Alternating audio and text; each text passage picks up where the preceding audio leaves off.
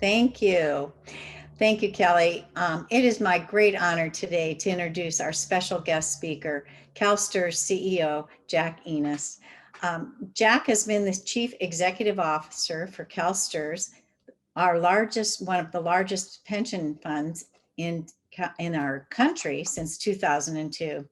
Under his leadership, CalSTRS continued to remain strong throughout the economic turndown of the Great Recession and during our recent pandemic.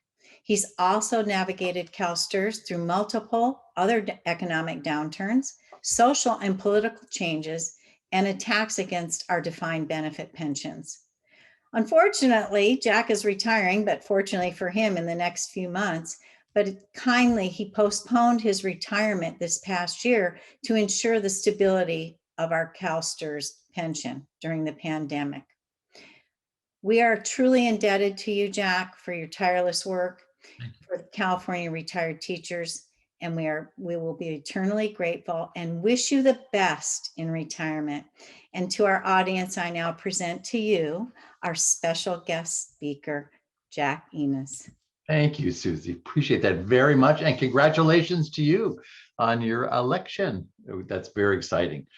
And as Susie said, I'm joining you in the retiree world, and I'm looking forward to it. In July, I will be at my 70th birthday. And like all of you, you wrestled for when is that right date in your life to retire, and that feels right. And, I could have worked some more years, actually. But it's unusual to be 20 years in a position like this. And it certainly felt the right time with the way we built this organization to have a new leadership come in. So I'm going to stay active in things that I love and passionate about. But we expect to see an announcement probably next week or the week after, because the board has finished their process. They're finishing it right now of selecting that next CEO. And then I will be with you in the retiree world. My wife and I are going to, we've been waiting for a long time to have a serious camping vacation. We love camping. We bought one of those Sprinter vans that you see on the road all the time these days. And we'll be heading off across the country for about 2 months camping. And then coming back for a ski season. It's been always my dream to ski on weekdays. I've been a skier since a child in New York, and never been able to ski Monday through Friday. So I'm looking forward to that as well. So we've got some great information for you today about your pensions, but also just things that we've learned about our retirees and also retirees in general. So we've got about, till about 11 o'clock to chat. And so let me kind of share this with you, and also kind of talk about some of the, as Susie mentioned, some of the successes we've had together. Because this isn't just about CalSTRS. This is a success in this world, especially in California, is entirely dependent on a collaborative relationship with your members. And you've been such a strong association over the years, and I've spoken with you many times. I'm going to miss you all. These are such important relationships for us in what we do. So let me get started here. And hopefully this is of interest. I wanted to share some things about pensions and our retirees and you, but I also want to share some information about people that don't have the benefit of a pension like this. What does that look like? Because as you know so well, these pensions, these defined benefit pensions, provide secure, guaranteed, predictable income for all of you, and you don't have to worry each day about, is the stock market going up, is the stock market going down, and you're able to obviously count on this day in and day out. And people with other types of retirement security really don't have that. So I wanted to share with you some of that information with you as we go forward. So that mission statement, I've always had this as an opening comment when I talk with our friends, our members. And in a minute, I want to show you that we don't just want to have a nice statement about retirement, that we want to help you have a good financial future and sustain your trust. But we also want to measure it.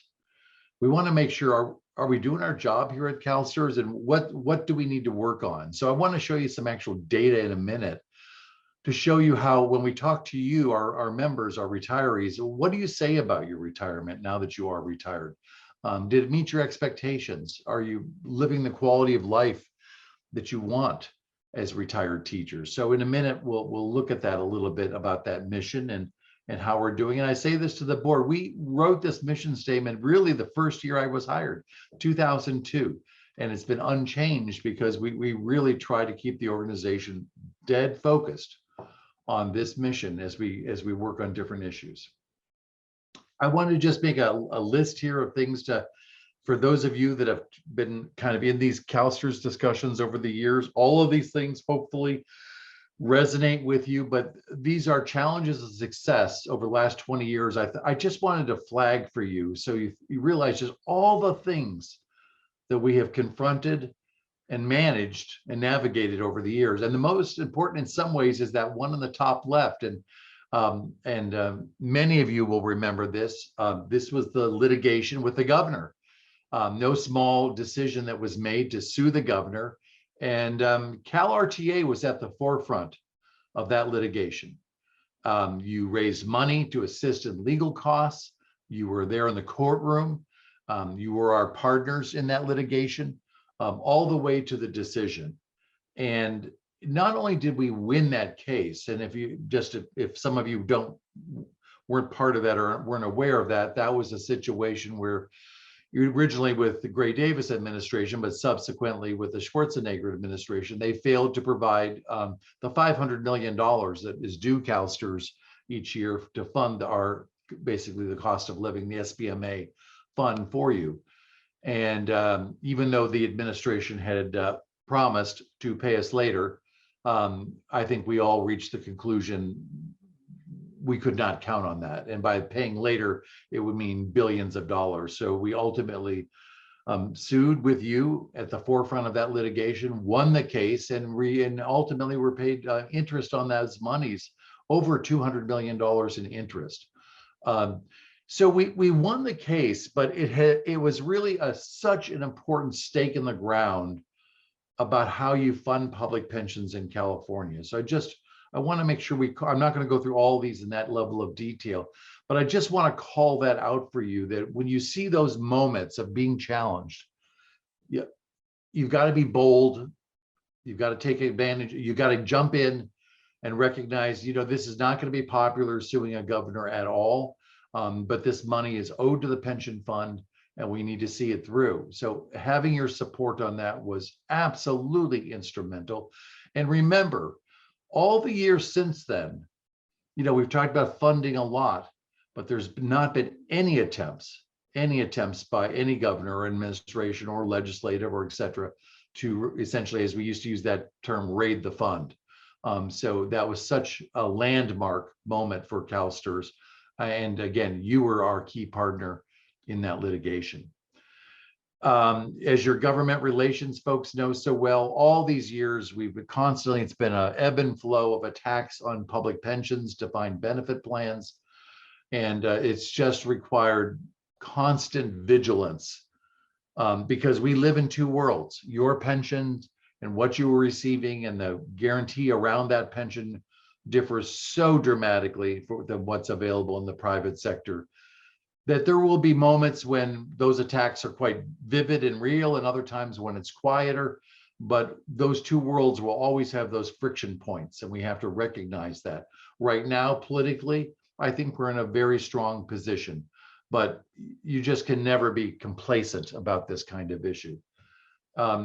As I look back on my tenure with CalSTRS, our board has believed in not just making sure the companies we invest in, but themselves have strong governance frameworks and a strong ethical framework. And way back in 2006, to take you back in history, they adopt a series of board policies and changes for their governance that has really been the glue, I would say, of making sure that we do things right. And you don't have to look too far in the newspapers to find examples where boards go astray, especially when they're dealing with large sums of money. And this board has had just a perfect track record around ethics and good governance. And when I say we're a member-centered organization, I just want you to know from my heart, if you were to talk to an employee that works in counseling or the investment area or procurement or human resources, everybody that works at CalSTRS, the 1,200 employees that work in this organization, all know the mission and that we are focused on making sure that you've got good financial security in retirement. And just on the right side, just quickly, that funding plan of 2014 that we passed with your help, with Governor Brown, really is what put this system on solid footing for the next 30 years. And I'll show you in a minute, but it's very clear we remain on a good trajectory of being funded organization, and it's really not something that requires your worry other than to make sure that people don't pick at that funding plan or deflate it in any fashion. But it really provides the foundation for what we need to fund this system. And of course, over the years, we developed a member service system throughout the state. When we started, we were really a Sacramento-based organization and everything was done through headquarters. But given the complexity of California and the distribution of our members, we really needed to be present and be with you throughout the state. And then finally, sustainability, that is the issue of the day. There's no doubt about it for those of you that have seen our board meetings or see the issues our board is wrestling with. It is about this significant transformation of our economy to a low carbon economy. And I want to talk at the end of this presentation a little bit with you on what we're doing. So that is the big stuff. And it is big that we've handled, and I would say successfully over these years. Again, appreciate you've been such a good partner to us throughout all these years. So go back to the mission. How do our members, your colleagues, feel about retirement and this pension? So let me share a couple points of measurement with you how I look at. First off, this is about, remember, us, teachers, members, counselors. It's not about people out in the general economy. This is a survey we did. And look how dramatically different people are at their different points in life about how confident they are about retirement. And I'll show you in a minute why. But the stress that young people feel about savings and having appropriate saving levels and the competition for their savings creates incredible stress and worry on younger generations. But as you can see, it isn't really till the later ages and you start to realize as a teacher the importance of the CalSTRS pension and what that will provide, that you really see the confidence in people that they'll have in retirement. So going from a 25%, which is pretty low confidence, I'd have to say, in anything, all the way up to nearly 70%, a dramatic range in emotional reaction over time in what you see there. Next view is this. How about we look at you, retiree? And this is, are you satisfied with the quality of life? We've asked you this in a survey we've done. This isn't about the pension per se, but the quality of life. And I think I would hope we would all recognize this is the ultimate measure of retirement, not money, but how has this all come together in your life? And 3 out of 4 of our retired members say they are satisfied or completely satisfied with how this has come together for them. And we recognize it would never be 100%, but that's a pretty high number there to see that. All right, and then the third number, this is the one I look at.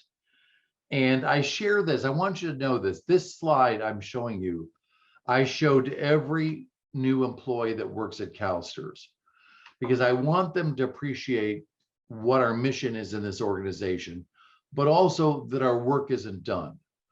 So this is a question we ask retirees to look back and say, the simple question, do the benefits that we provide from CalSTRS, do they meet your expectations? And this is pretty interesting because obviously this is about money. And we've got 17% of our retirees, that's a pretty good chunk. It's almost 1 out of 5, a little less than that, say that exceeded or greatly exceeded their expectations. Now that's pretty rare. When you talk about money, most people don't actually say usually that, oh, it's more than I expected. But that's wonderful to see that, 17%.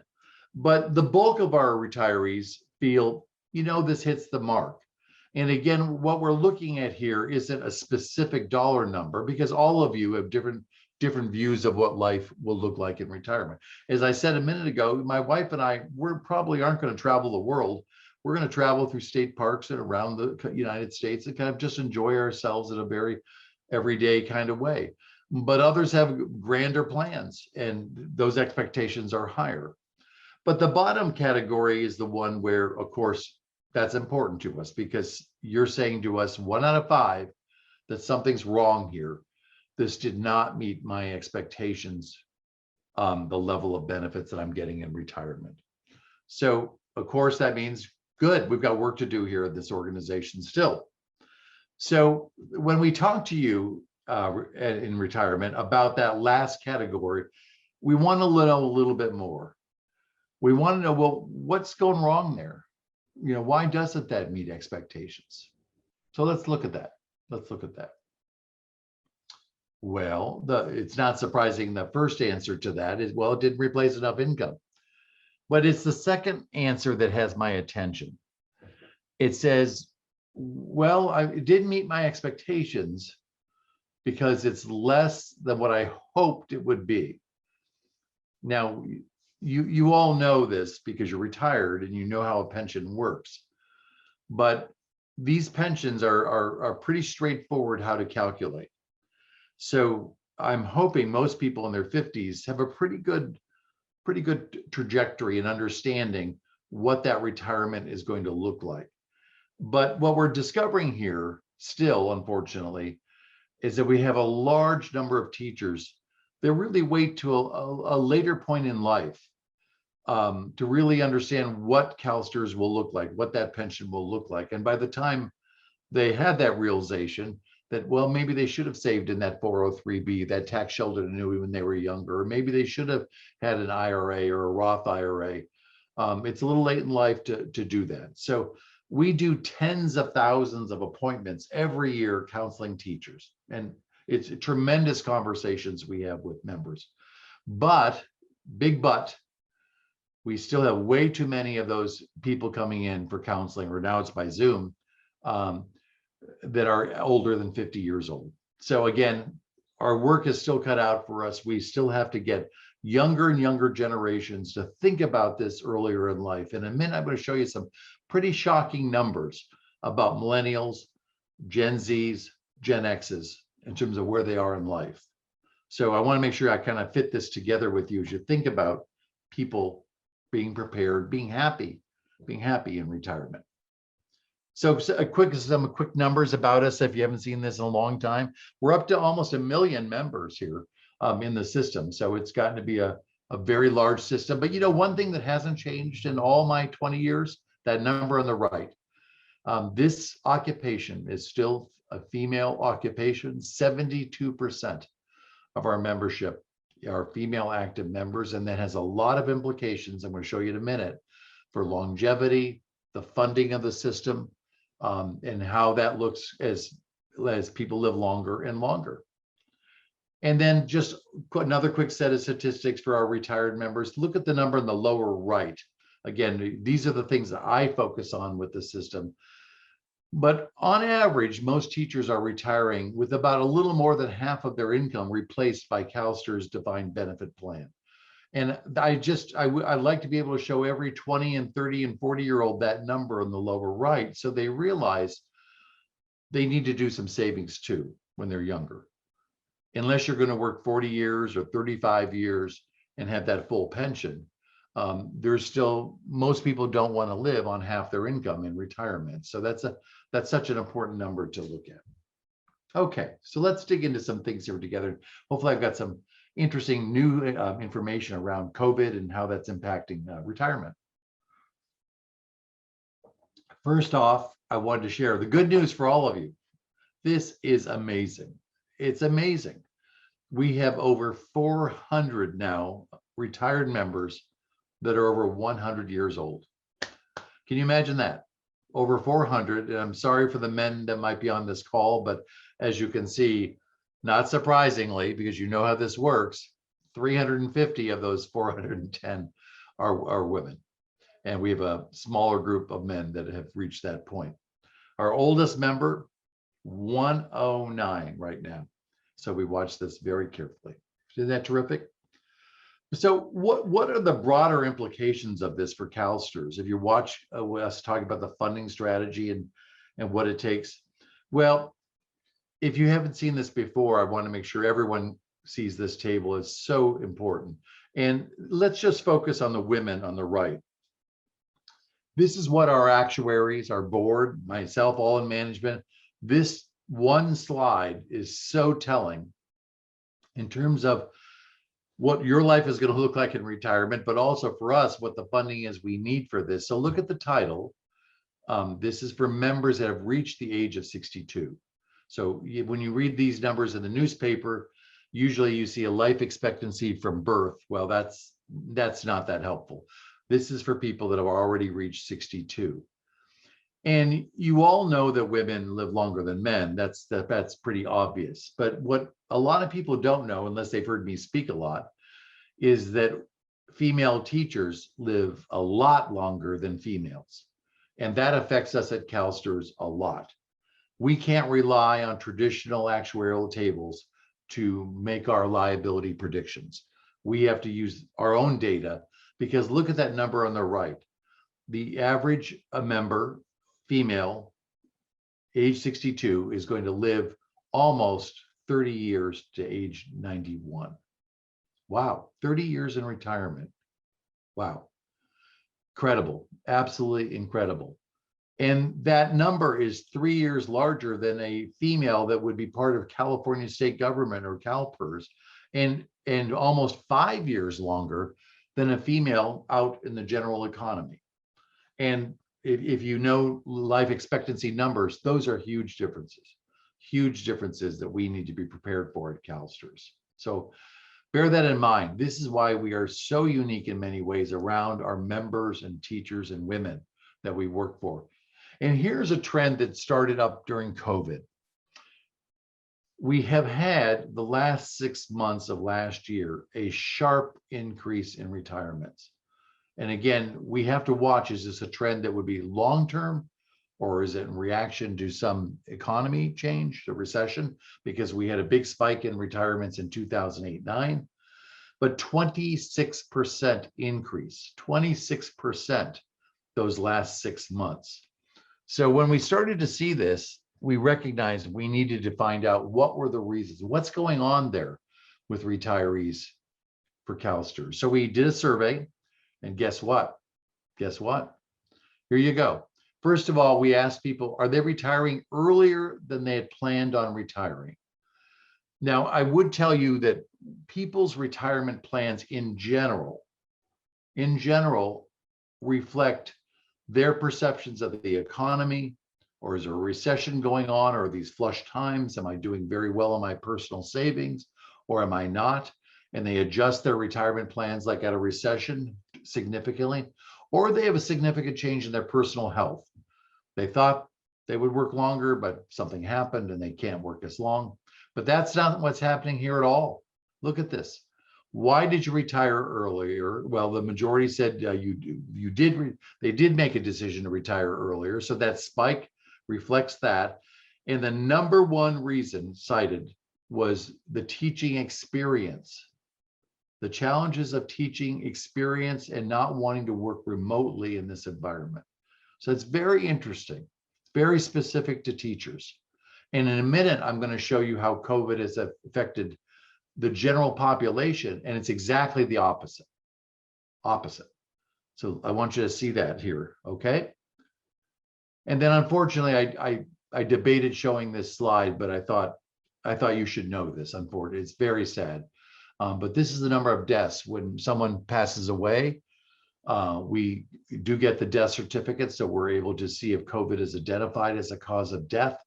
And we've had almost getting closer now to 600 of our members that have passed away related to COVID in this entire period.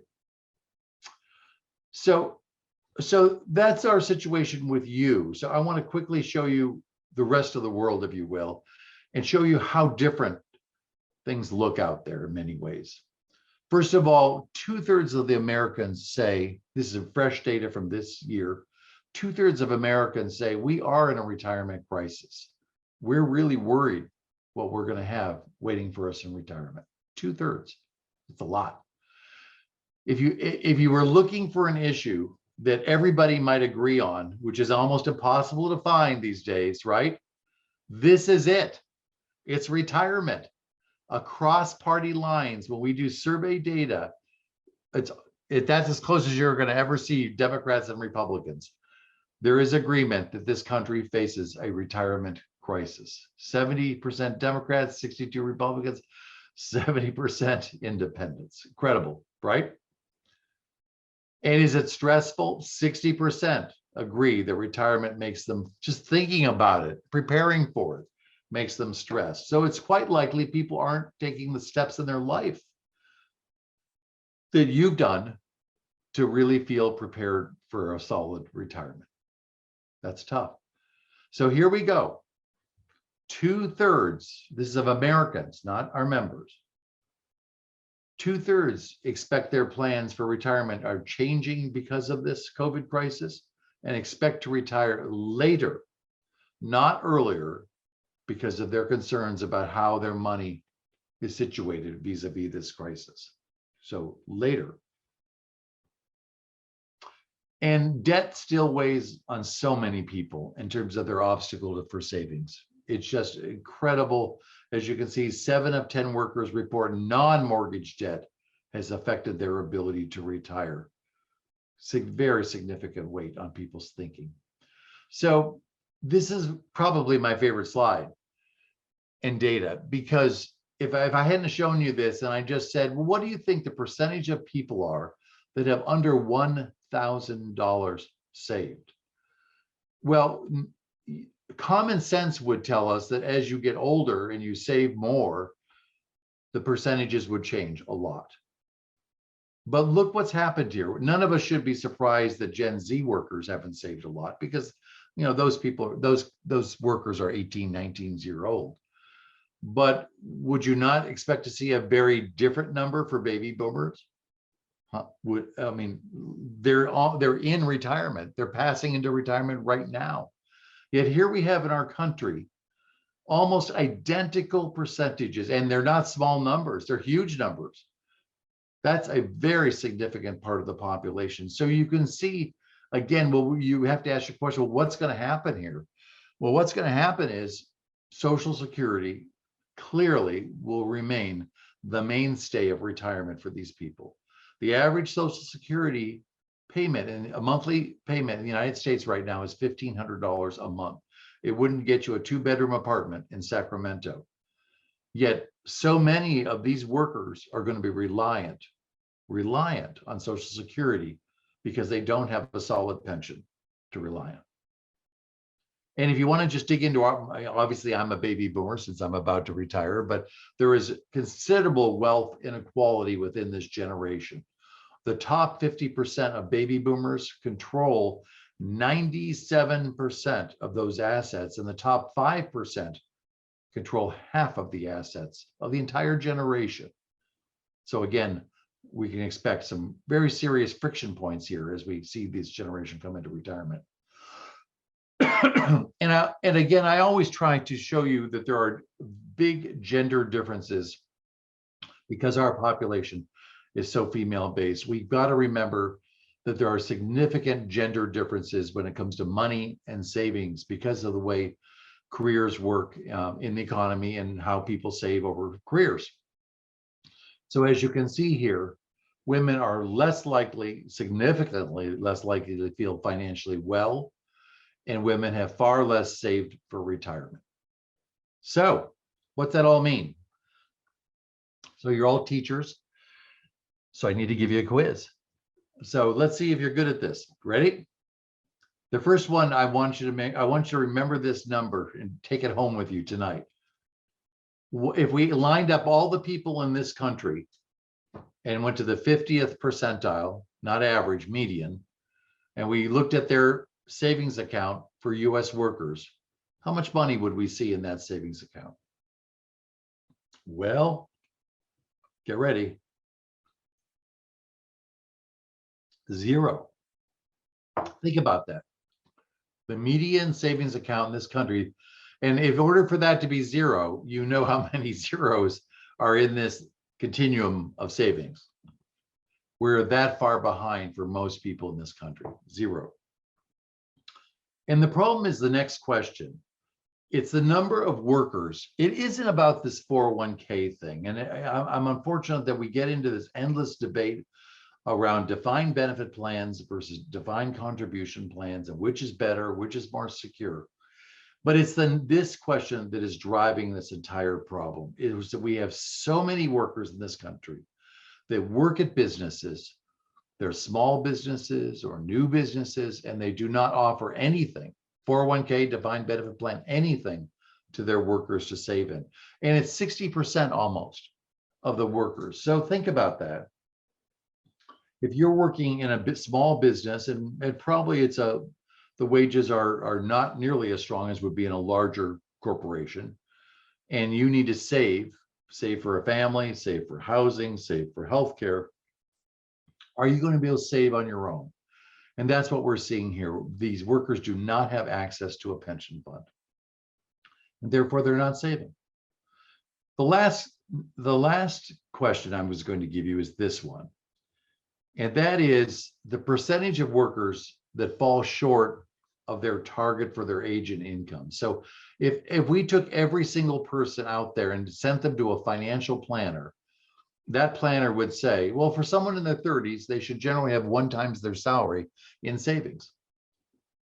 And this measurement tells us how many people are off that in the country, that whether they're 20, 30, 40, 50, 60, 70, how many are not where they should be for their specific age. And as you can see, it's 77%, a huge number in this country. So hopefully that's a whirlwind tour of data for you, but you can see the challenges that we have out there in the general economy.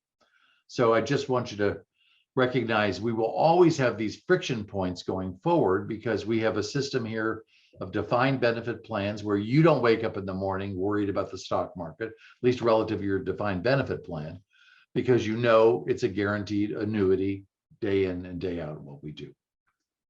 Okay, we've got a little time left, and I'm going to close with some investment talk. First of all, we passed a major milestone last week. Now, because of a couple of the days this week, we're below it. But I'll just tell you right now, we are now above $300 billion in assets in this pension fund. For all the staff, we kind of look for those moments of thresholds when, my gosh, we finally made it here. I will tell you, when I started in 2002, our CIO, Chris Ailman, who you all have met over the years, was just passing out keychains because we just passed the $100 billion mark. So there you go. Over 20 years, we've gone from 100 to $300 billion. We've gone through the worst recession anyone has experienced since the 30s, and we're back as a strong plan. So the foundation of what we're doing in investments is around being a sustainable fund. We need to be here in perpetuity, providing for our pensions of generations and generations of teachers. We look at the funded status. This is a simple measure. As you can see, well, I just told you we're at $300 billion. So you can see how much the pension fund has changed just since February 28th.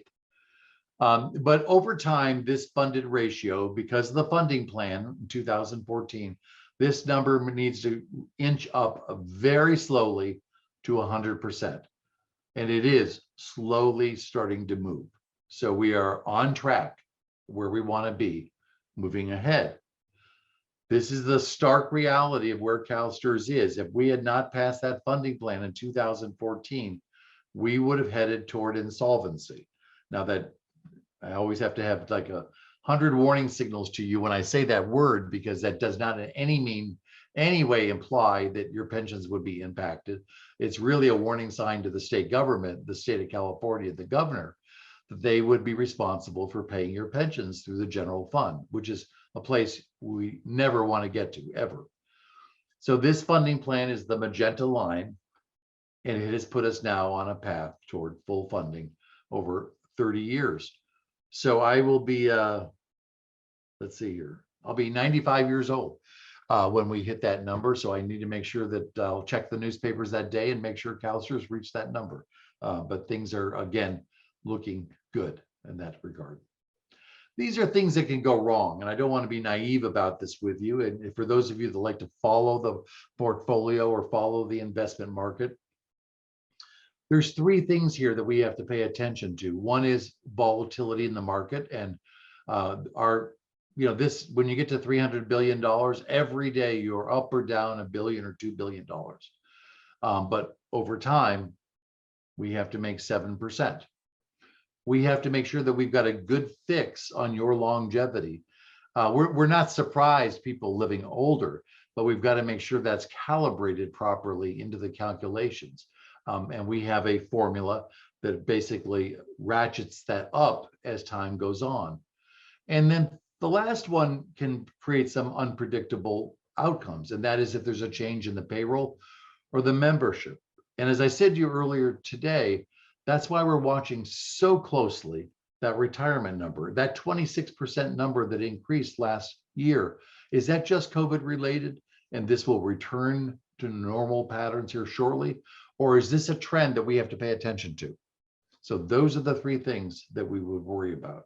How are we doing?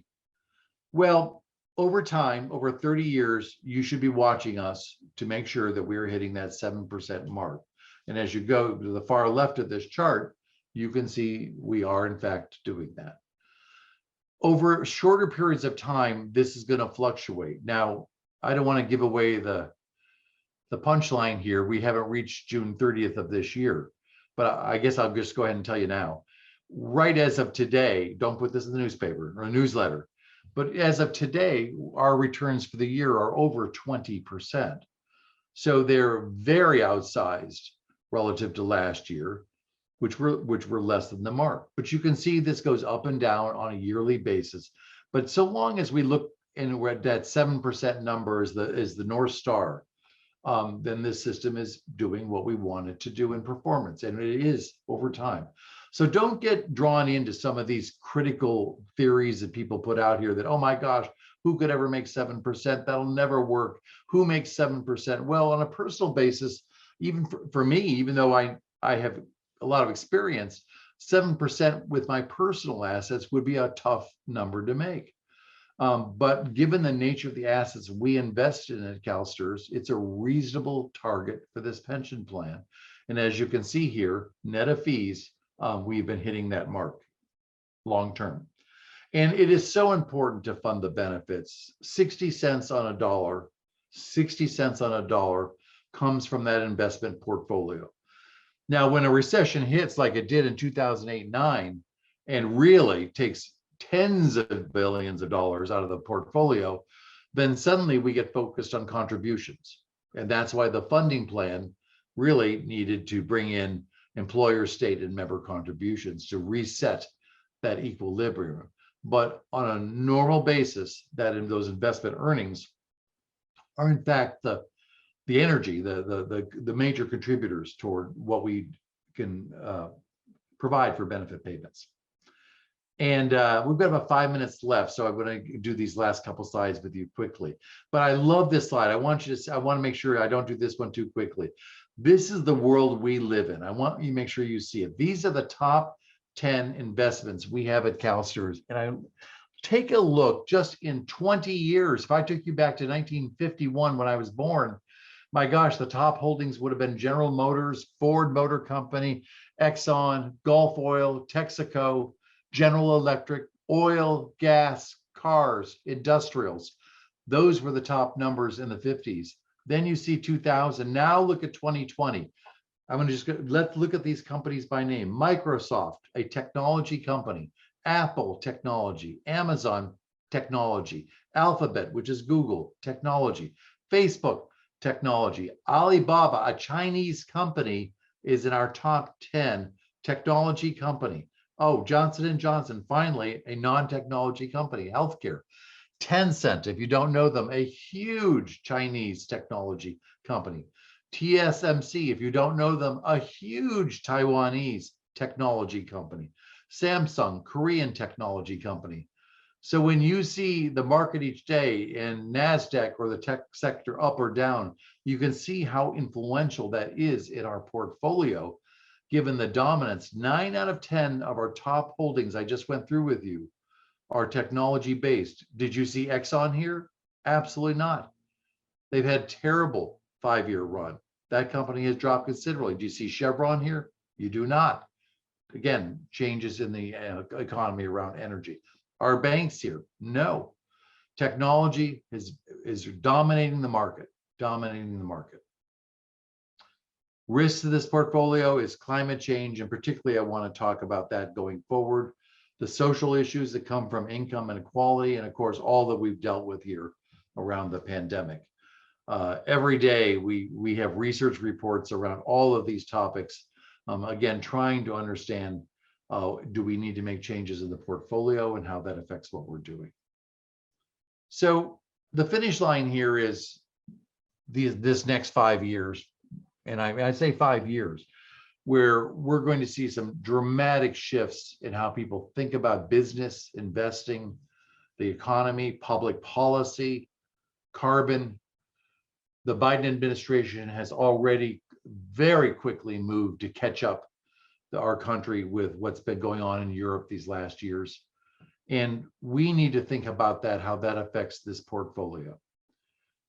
We have adopted a belief, and this may sound a little, why does this matter, a belief? But these beliefs guide how we think about investing your money. And we adopted a new belief that basically recognizes that climate change and the transition that we are about to start going through in a very accelerated manner will have a significant impact on what we do. And we are going to start to be allocating larger and larger amounts of capital, focusing on how investments will deliver positive environmental, not just environmental, but issues around diversity, human capital, social issues, and governance outcomes going forward. And this has just been the journey that we have been on. It's amplifying every year. You can feel it in the millennials. With employees that we hire to CalSTRS, they care about sustainability. They want to make sure CalSTRS is a responsible investor in what we are doing. And it's not easy. It's not an easy navigation. And if you've been to a board meeting at CalSTRS, you know we have a lot of very active minds that are giving us advice on what we should be doing with the portfolio. But we need to be careful. This is a trust fund, so we just can't jump at the latest idea. We have to be very thoughtful in how we invest this money. But you see the numbers here. They're going to be increasing more and more in the coming months, because you can bet the next 12 months, our board and our investment staff, this is the issue they are focused on, the low carbon economy and what we're doing. So we're, wow, right on time to the minute. Yay. I love when I can do that. And I hopefully this gave you a panoramic view of things that we're doing. And obviously I want you always to be relaxed and assured that your pension is there, that is guaranteed by the California Constitution, that we will defend it together like we did back in the early part of the last decade. And that you can enjoy the retirement you deserve for all that you've done. And again, I have so enjoyed being with you these 20 years, and looking forward to be a retiree alongside of you. And feel free to send me questions in retirement if you ever have a worry. All right, I'm going to turn this back now to Susie and let you go on with the agenda. Thank you, Jack. Trying to get my video to start. I think we have. We finished right on time, so we're good. They can at least hear us. So again, thank you. And it's just been an honor. We wish you the best. You'll be missed, but I'm sure that CalSTRS knows they have big shoes to fill, and they'll do great at that. And hopefully we'll see you soon on the vacation circuit.